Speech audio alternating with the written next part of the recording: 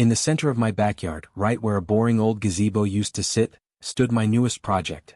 A beautifully built, fully functional backyard church, complete with a small altar, rows of handmade wooden pews, a stained glass window salvaged from an actual decommissioned chapel, and a modest bell tower that rang out every Sunday morning to welcome anyone who wanted to join our neighborhood service.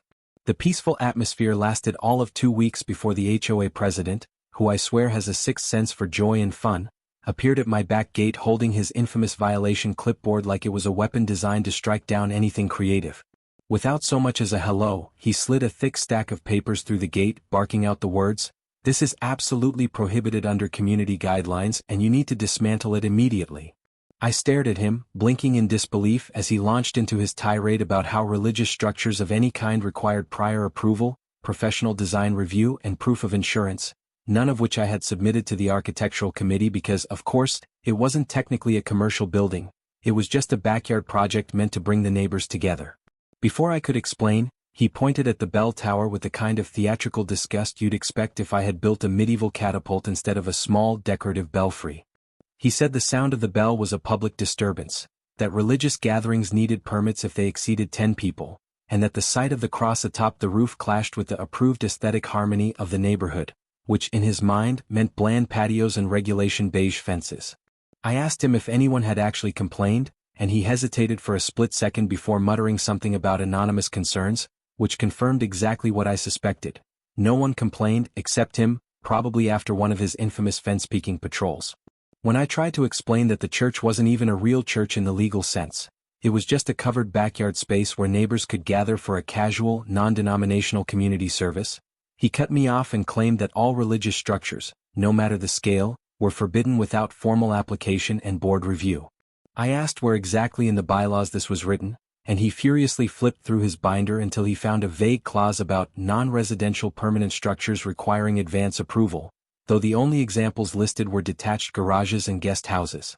That didn't stop him from threatening me with daily fines of $250, escalating legal action, and potential revocation of my good standing in the community, which, I might add, is HOA code for banning someone from community events I had never once attended.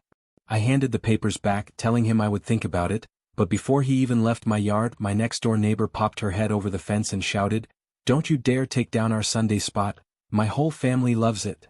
Within an hour, word had spread across the block, and my phone exploded with texts from neighbors who had attended our first 2 Sunday gatherings, asking what was going on and offering to write letters or show up at the next HOA meeting to defend the church. See, what the HOA president didn't understand, or maybe couldn't understand, was that our little backyard church had already become something special to the people who lived here. It wasn't some preachy, judgmental institution. It was a place where neighbors could sit together, talk about life, share stories, and find a little peace at the end of every chaotic week. We had a rotating schedule where anyone could lead the service. Sometimes it was me reading something inspirational, sometimes it was a neighbor sharing life advice, and once, it was a 10-year-old who just wanted to talk about kindness and dinosaurs for 20 minutes. The bell, the pews, the stained glass. They weren't religious statements, they were symbols of a neighborhood coming together, building something real in a world where most people barely know their neighbors' names. The HOA of course didn't care about any of that. They cared about control, about reminding everyone that creativity, individuality, and joy were only allowed if they came pre-approved, preferably in writing and in triplicate. By sundown, half the street had already formed an unofficial committee of their own, not to dismantle the church but to save it. That night, I sat under the bell tower with a glass of wine, looking out over the pews, thinking about how something so simple, so peaceful, could threaten people so obsessed with order. The HOA president thought he could shut me down with paperwork. What he didn't realize was that this wasn't just my project anymore, it was the neighborhood's. He wanted a fight over bylaws and building codes. We were ready to fight for something that actually mattered, community. And if the HOA wanted to drag me to court over a backyard church, then they were about to learn that sometimes faith, especially faith in your neighbors, can move mountains. The morning after the HOA president's dramatic appearance at my gate, the first wave of their official attack arrived in my inbox. A neighborhood-wide email titled Urgent. Unauthorized religious structure threatens community harmony. The email was written like a legal thriller, full of phrases like structural hazard, unapproved religious messaging, and potential zoning violations, painting my peaceful little backyard church like it was some towering cathedral disturbing the fragile balance of the suburbs. They claimed the bell tower violated noise ordinances, even though it rang only once a week. The stained glass created light pollution, and the pews themselves, actual wooden benches made by my neighbor's retired carpenter father, constituted illegal outdoor seating under the vague and infamous section about unapproved permanent installations.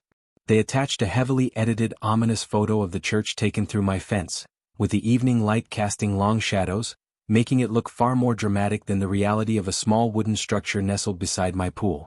But the best part, the real kicker, was the closing paragraph where they warned that allowing religious gatherings to take place without HOA oversight opened the door to unauthorized ideological events, as if my backyard was suddenly a threat to democracy itself. What the HOA didn't expect, what they never seemed to understand, was that my neighbors were already way ahead of them. Before I could even draft my response, the Save the Backyard Church group chat lit up, with half the street forwarding me copies of the email, laughing at its absurdity and immediately planning how to counter it.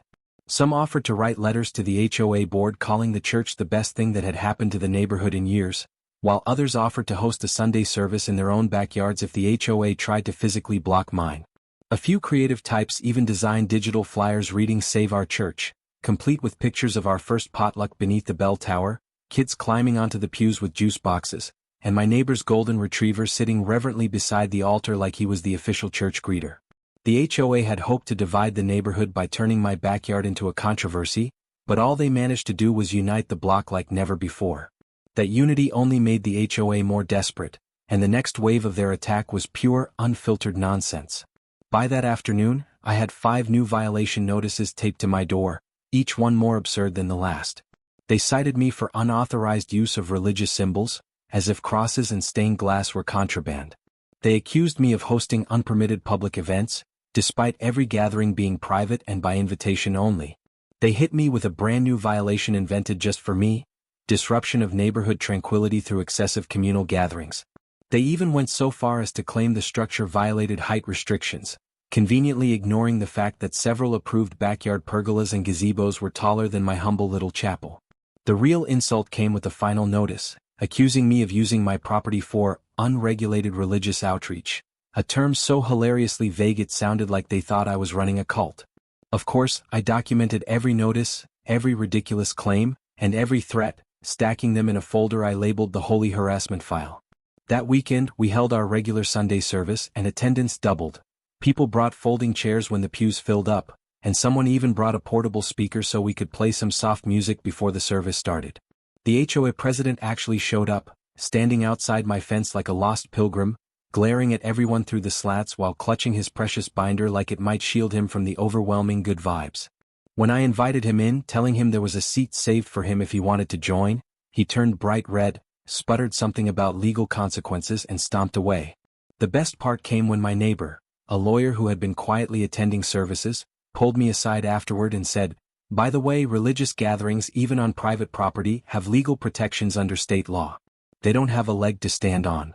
That night I emailed the HOA back, copying the entire neighborhood, attaching a polite but firm response detailing the legal protections for private religious gatherings, along with testimonials from nearly every family on the block who had attended and wanted the church to stay. I also included a photo of our most recent gathering, everyone smiling under the bell tower with the caption, "This is what community looks like." The HOA wanted to paint me as a troublemaker corrupting the block. Instead, they had made themselves the villains in a story about a neighborhood rediscovering what it meant to truly come together. And as the bell rang that evening, not as a call to worship, but as a reminder that the neighborhood belonged to the people who actually lived here, I knew this fight was far from over. The HOA had declared war on my backyard church. But they forgot that faith, when shared by neighbors who actually care about each other, is the most unshakable foundation there is. The HOA thought they were playing a clever game, drowning me in violations, issuing dramatic warnings about legal action, and hoping I would crumble under the pressure and quietly dismantle my backyard church. What they didn't know was that the church was not just a symbol of community, it had also become a symbol of transparency and truth, and in this neighborhood, both of those things were about to shine brighter than the stained glass window itself. While the HOA was busy threatening me with made-up ordinances, I was busy requesting the one thing they never wanted to hand over: the HOA's own financial records, official meeting minutes, and documented spending history. Under state law, homeowners have every right to review how their dues are spent, and while the HOA was legally required to provide those records within 10 business days, They stalled, evaded, and tried to hide behind excuses about misplaced files and ongoing audits. But I knew what they were really doing, scrambling to cover up years of mismanagement, waste, and what I strongly suspected was outright embezzlement disguised as community improvement spending. When the documents finally arrived, they were a mess. Incomplete spreadsheets, random handwritten notes, and a trail of expenses that looked less like responsible budgeting and more like the receipts from a corrupt royal court. The first thing I noticed was a series of payments labeled community enhancement projects. Tens of thousands of dollars funneled to a landscaping company that just so happened to be owned by the HOA president's cousin. That same company was paid $12,000 for seasonal beautification, yet according to the records, no one could find any receipts for materials, labor logs, or actual proof that any work was done beyond replacing 2 flower beds at the front entrance. There were also bizarre consulting fees paid to a so-called legal advisor, who turned out to be the HOA vice president's old golf buddy, who had no actual legal license and had simply written a few template letters for a ridiculous hourly rate. Then came the most insulting entry of all. The HOA had charged every homeowner a special assessment fee last year for what they claimed was a necessary update to the community clubhouse security system. That assessment totaled over $8,000, but the system that was actually installed was a basic $600 camera set anyone could have bought at a hardware store, leaving the rest of the money completely unaccounted for. I gathered every shady invoice, every unexplained transaction, and every suspicious expense into a file I labeled HOA Sins, then invited the entire neighborhood to a special community truth meeting, to be held of course at the backyard church. That Sunday the pews were packed. Families who had never attended a service showed up, not because they were suddenly religious, but because they wanted answers. They were tired of being told to pay up without knowing where their money was going.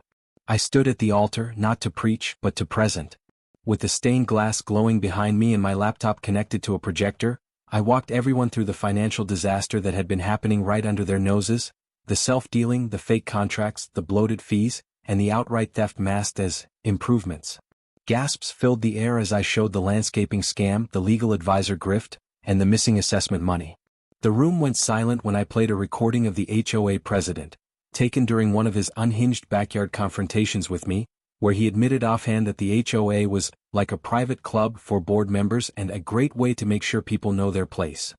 Pearl necklace woman, who had spent years handing out violations for everything from the wrong shade of mulch to unauthorized bird feeders, sat red-faced in the front row as I revealed her own special perk, thousands of dollars in undocumented event planning reimbursements, that somehow always coincided with her spa weekends and personal wine shipments.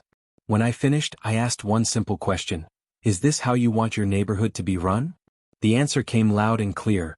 People stood up, angry, embarrassed, furious at how much they had been scammed under the guise of protecting property values.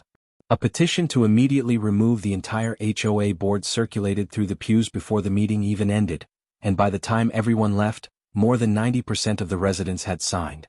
The next morning, the petition was delivered directly to the HOA's office, which was, hilariously, just the HOA president's garage. Within 24 hours, the entire board resigned, trying to avoid public humiliation, but it was too late for that. The story spread beyond our street, making local news as the backyard church that exposed an HOA scandal, and reporters filmed segments standing right next to the bell tower the HOA had tried so hard to destroy. With the HOA officially disbanded, the neighborhood had a choice: rebuild a new board or try something radical, self-governance through open backyard meetings at the church. The vote wasn't even close. Nobody wanted another HOA.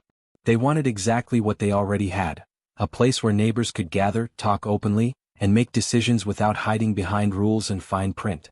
The church became more than a sanctuary. It became a courtroom, a town hall, and a symbol of justice in a neighborhood that had finally remembered what it meant to actually know and trust the people who lived next door. The HOA thought they could bury me in paperwork. Instead, my backyard church became the pulpit where we delivered their last rites. With the HOA officially dissolved and every corrupt board member slinking away in disgrace, the neighborhood was finally free, but no one wanted to just move on quietly. There was too much history, too much pent-up frustration, and way too much celebration waiting to happen for anyone to simply forget the battle we just fought. That's when my neighbor came up with an idea so ridiculous, so perfect, it instantly became a plan. We were going to host a funeral for the HOA right there at the backyard church. Invitations went out to the entire street, calling it the final service for our dearly departed HOA, complete with a tongue-in-cheek dress code encouraging people to wear black like they were mourning. On the day of the service, every pew was filled, and people even set up lawn chairs outside the fence, peeking in like they were desperate to witness suburban history in the making. We started with a reading of the most absurd violations ever issued: the infamous violation for unauthorized lawn gnome placement, the fine for excessive patriotic decoration, when someone put up a second flag on the 4th of July, and the legendary citation for improperly aligned holiday inflatables. Laughter echoed through the backyard as people shared their own personal HOA horror stories: fines for bird feeders placed 2 inches too high, violations for planting flowers that weren't pre-approved, and the infamous threat letter sent to a teenager for having an unregistered lemonade stand. But the highlight of the service was the eulogy delivered by my neighbor who used to be on the board before he quit in frustration years earlier. He stood at the altar and read the HOA's own bylaws like scripture, dramatically emphasizing every outdated rule and ridiculous clause until the whole block was in tears from laughing so hard. We even held a symbolic burial ceremony, placing the now useless HOA binder into a coffin-shaped planter box, filling it with dirt, and topping it with a wooden cross carved from broken fence slats, a tribute to all the fences they once obsessively measured. After the funeral, the church officially took on a new role, not just a place for weekly services, but the permanent community hall for every neighborhood meeting, event, and decision.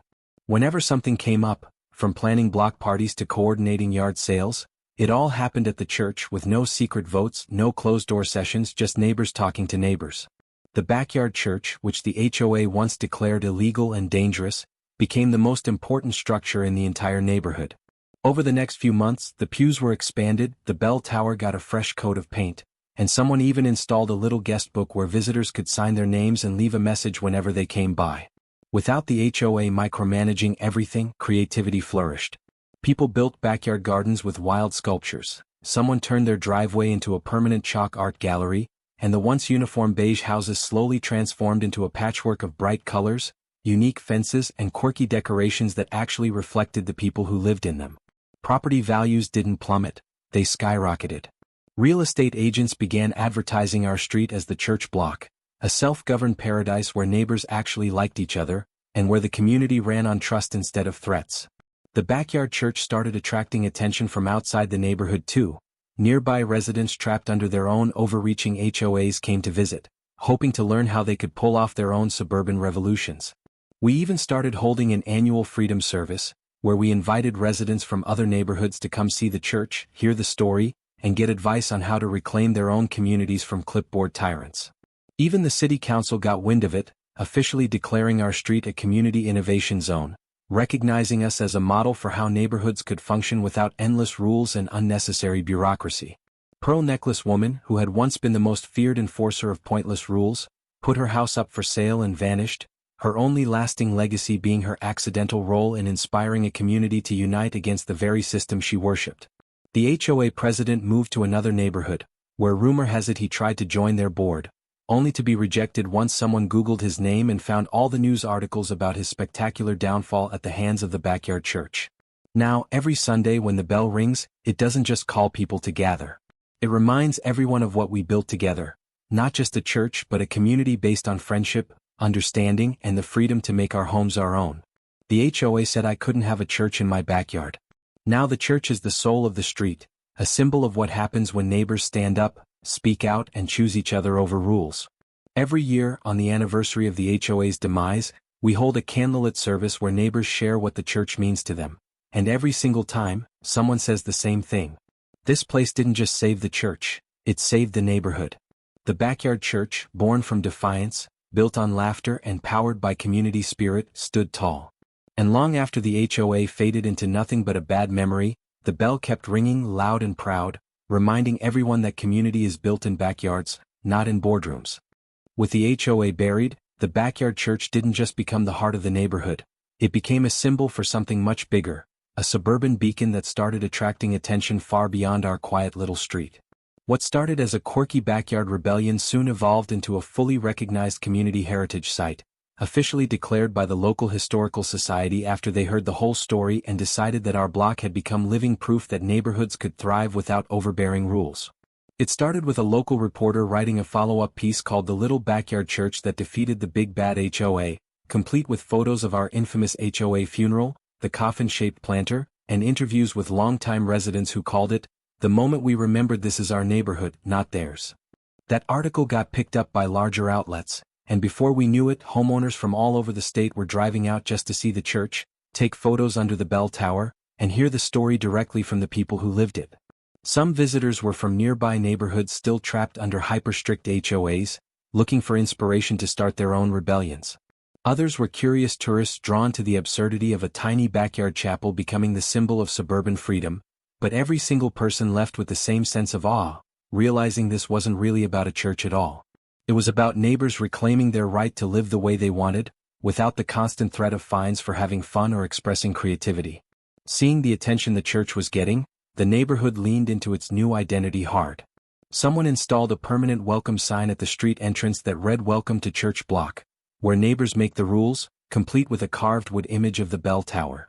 Families started decorating their homes to match the spirit of the church: hand-painted fences, stained glass porch lights, and even small homemade steeples placed on top of garden sheds as a tongue-in-cheek tribute to the original fight.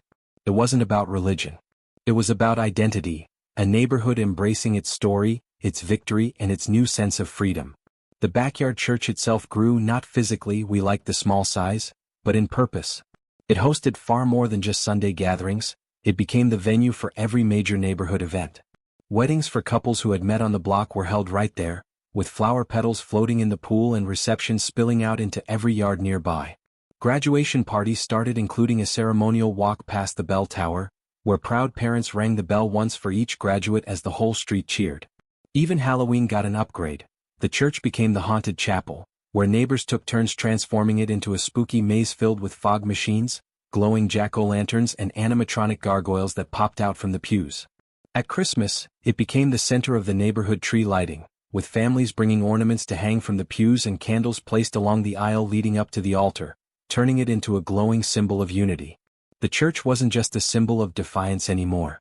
It had become a living monument to what happens when neighbors trust each other instead of policing each other. And without the HOA standing in the way, creativity exploded across the block. One family built a Hobbit-style garden house in their front yard, complete with a round door and moss-covered roof. Another neighbor built a treehouse the size of a small apartment, connected to the main house by a rope bridge, and nobody filed a complaint because everyone was too busy asking when they could come over to hang out. Even my backyard evolved. Next to the church, we built a confession corner, which was really just a bar cart stocked with drinks, where neighbors could confess everything from accidentally running over someone's trash can to secretly enjoying HOA-free life a little too much.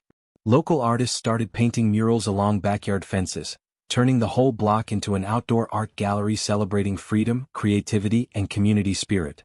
The property values, instead of crashing like the HOA warned, shot through the roof, because who wouldn't want to live on a street famous for being the place where neighbors took their power back? Realtors actually marketed homes by mentioning their proximity to the famous backyard church, and open houses often included personal tours of the chapel itself, complete with a retelling of the great HOA uprising.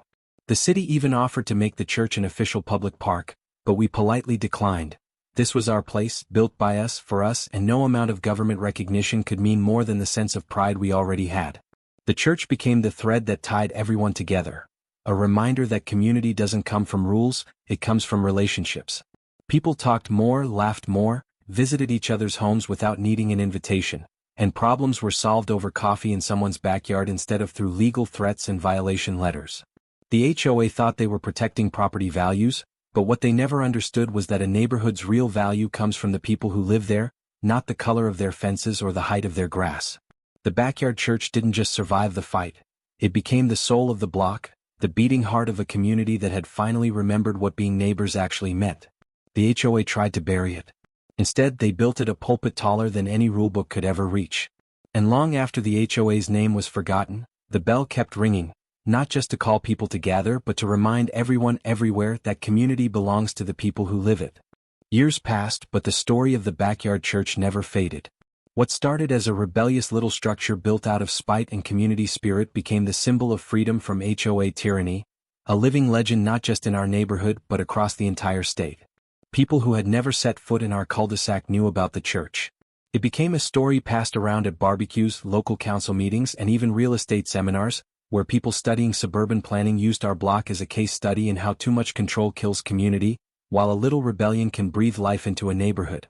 The church itself stood strong, weathered by time but made more beautiful with each passing year as new generations of neighbors added their own touches. Kids who once ran through the pews with juice boxes grew up and started holding their weddings there, the altar decorated with lights, flowers, and photos of the very first HOA funeral as a reminder of how it all started. What had once been a joke, the famous coffin-shaped planter, became an actual garden centerpiece, blooming with bright flowers every spring, a symbol that from the death of the HOA came something truly alive. And it didn't stop with us. Other neighborhoods trapped under oppressive HOAs started reaching out, asking how we did it, asking for advice, even asking if they could borrow our story to inspire their own rebellions. We didn't just tell them, we invited them to come see for themselves. Every summer we started hosting an event we called the Church Summit, where homeowners from all over could visit, share their own HOA horror stories, and plan their own revolutions over barbecue and backyard beers. We even made t-shirts, Church Block, where no HOA survives.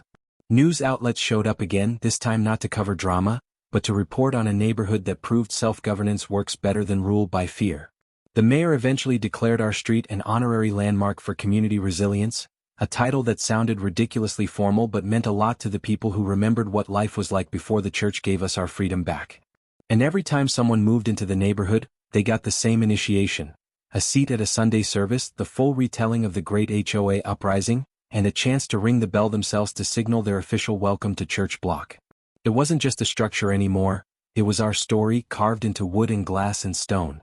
Even now, years later, I still sit under the bell tower some nights, just listening to the quiet hum of a street that actually feels alive.